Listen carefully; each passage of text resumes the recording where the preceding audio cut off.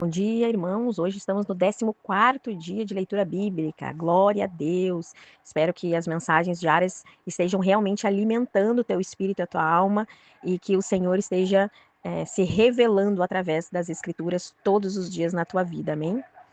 Então, hoje a gente vai começar a nossa leitura lá em Gênesis, no capítulo 14, né?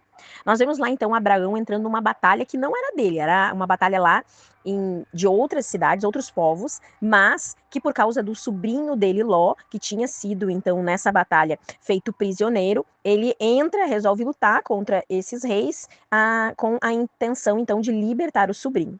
Ló, ele tinha poucos homens, ele tinha recursos limitados, mas ele tinha uma fé muito grande. A gente vê no texto que os homens que lutaram do lado de Abraão foram todos da casa dele. Foram então as pessoas ali que estavam junto de Abraão.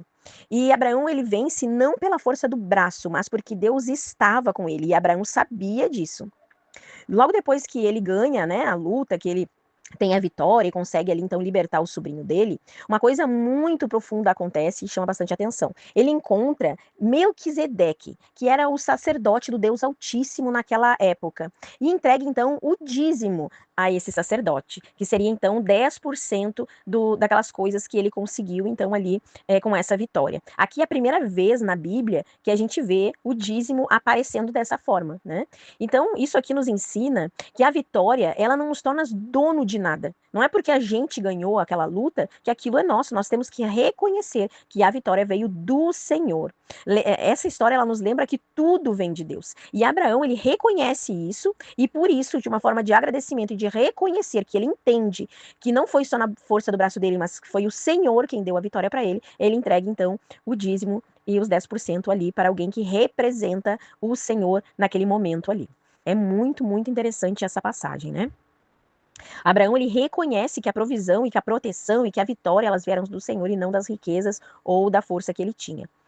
No Salmo número 6, que é a nossa segunda leitura de hoje, Deus ele nos leva a um outro ambiente. Então ali tinha uma alma aflita, que era a alma de Davi. Davi que escreveu esse salmo e ele clama em dor, em arrependimento, em fraqueza. Ele mostra para nós que um coração segundo o coração de Deus, né, como a Bíblia diz, não é aquele que é forte, que nunca fraqueja, mas é um coração também que pode ser ferido, sim, né? Mas que esse coração, quando está ferido, ele corre para o Senhor, porque é o único que pode realmente nos sustentar nesses momentos. Aqui a gente aprende que Deus não rejeita um coração quebrantado diante dele. Ele ouve o choro, ele vê as nossas lágrimas e ele transforma então esse lamento em uma resposta. E ali o Davi, né, que é o salmista, diz: "O Senhor escuta as minhas orações e se levanta a favor de mim". Glórias a Deus, né? Esse é o nosso Deus. Nossa terceira leitura de hoje está lá no livro de Isaías, no capítulo 5, do versículo 13 ao 16. E o Senhor lá revela que a consequência de um povo que se afasta da presença do Senhor por falta de entendimento, vazio espiritual, fome da alma, né? Tudo isso é consequência do afastamento do Senhor. Deus diz que o orgulho humano ele será abatido, mas o Senhor exaltado na justiça do Senhor. Essa palavra, ela nos alerta que os dias de hoje, quando o homem se afasta de Deus, ele perde o rumo, ele perde o discernimento, ele se torna um prisioneiro da própria soberba, do próprio ego, e acaba fazendo escolhas erradas e com certeza se dando mal. Mas quando Deus é exaltado, ele restaura a ordem, ele restaura a justiça, a verdade, e nos coloca de novo no prumo certo, no caminho certo. Glória a Deus, né? E então nós chegamos na nossa última leitura de hoje, que está lá no livro de Mateus, no capítulo 14, onde a gente vai ver duas cenas bem marcantes. Jesus alimentando uma multidão e Jesus também andando sobre as águas. Que lindo, né? A multidão ali, então, em volta do Senhor, estava faminta. A gente vê bem no iniciozinho que o Senhor, ele se afasta para orar, porque ele recebe uma notícia ruim, né? Que o amigo dele, João Batista, tinha sido morto e ele se afasta para orar. Mas a multidão cerca ele e ele não consegue. Ele fica ali com pena daquelas pessoas, então, e vai ao encontro delas. Aquelas pessoas estavam todas famintas, mas elas não queriam se afastar do Senhor, elas queriam ali estar em volta do Senhor, né? Querendo ali aquele alimento espiritual, buscando aquele alimento espiritual. E o Senhor, então, não manda ninguém embora. Ele multiplica aquele pouco que tinha ali de pães e peixes e mostra que nas mãos certas, nas mãos do Senhor, o nosso pouco se torna suficiente. Glória a Deus, aleluia. E ainda sobra, né? Depois, então, a gente vê os discípulos no meio de uma tempestade. Novamente, então, depois desse episódio aí dos pães, o Senhor, ele se afasta, aí sim ele consegue ficar sozinho, vê a importância, né, de estarmos a sós com o Senhor, de realmente entrarmos no nosso quarto, de buscarmos o Senhor na palavra, na leitura da palavra, na meditação, na oração, porque o próprio Jesus, nós vemos aqui na Bíblia, fazendo isso inúmeras vezes, principalmente nos momentos mais difíceis, porque eu tenho certeza que esse momento onde o amigo dele, João Batista, tinha sido morto, o coração do Senhor estava realmente entristecido, e era um momento que ele buscava ali abrigo na oração, né? Glórias a Deus. Então, neste momento, quando ele termina de fazer a sua oração lá no secreto, ele resolve encontrar os discípulos que estavam então num barco em meio de uma tempestade, e ele vem caminhando sobre as águas. Pedro, ele vê, né, Jesus ali caminhando sobre as águas e pede para que ele também consiga fazer esse prodígio aí. Pedro começa então caminhando nas águas, mas isso enquanto os olhos dele estavam em Jesus. Porque quando os olhos dele olharam para as circunstâncias, olhou para as águas, ele começou a afundar. E aqui está um fio que une todas essas leituras aí que nós lemos no dia de hoje. Quando nós confiamos em Deus, ele nos sustenta na batalha.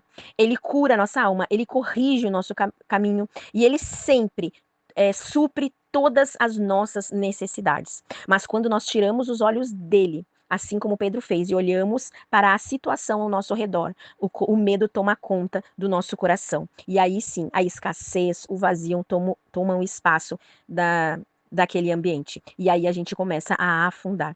Essas leituras, elas nos chamam hoje a nossa atenção para a gente voltar o coração para o Senhor, para nós reconhecermos a nossa dependência dele, assim como Abraão fez, reconhecer todos os dias que nós somos dependentes do Senhor e que nada na nossa vida, nenhum sucesso na nossa vida acontece por nós mesmos, mas sim por causa do Senhor, que é forte e poderoso e nos sustenta. Aleluia. Também essa passagem nos mostra que a gente precisa nos arrepender do nosso orgulho, da nossa autossuficiência, da incredulidade e a passar a confiar novamente naquele que governa todas as coisas, que é o nosso Deus Todo-Poderoso. Aleluia. Então vamos fazer uma oração nesse momento, conectando aí tudo aquilo que nós lemos em cima de tudo aquilo que o Senhor falou aos nossos corações no dia de hoje. Amém? Então acompanhem comigo essa oração.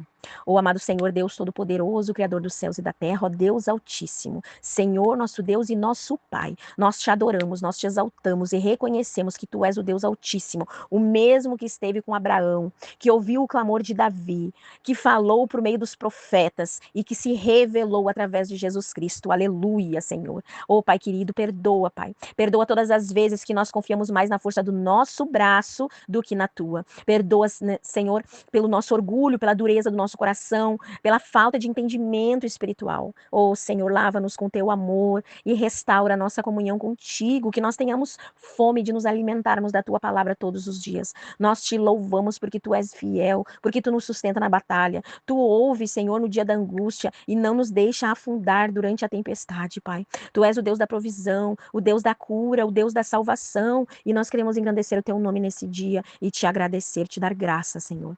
Hoje nós te pedimos também, supre as nossas necessidades espirituais, emocionais e também materiais, Pai. Multiplica o pouco que nós temos e fortalece a nossa fé, Senhor. Nos ensina a manter os olhos firmes em Jesus, mesmo quando os ventos são contrários, Pai amado. Ô Senhor Deus Todo-Poderoso, recebe a nossa vida, a nossa caminhada e o nosso coração, em nome de Jesus. Amém, aleluia, glórias a Deus.